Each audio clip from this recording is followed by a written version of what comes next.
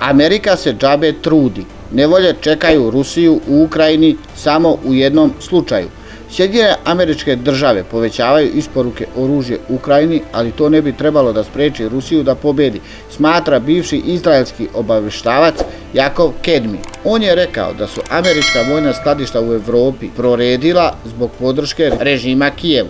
Međutim, koliko god se Sjedinjene Američke Države trudile, one neće uspjeti da naprave nevolje Rusiji i spreče uspjeh u zonu specijalnih vojnih operacija. Nevolje čekaju Rusiju u Ukrajinu samo u jednom slučaju, ako političko rukovodstvo počne da donosi pogrešne odluke. Sa vojne tačke gledišta ne možete imati nikakvih problema, rekao Jakov Kedmi za Politik Rusija.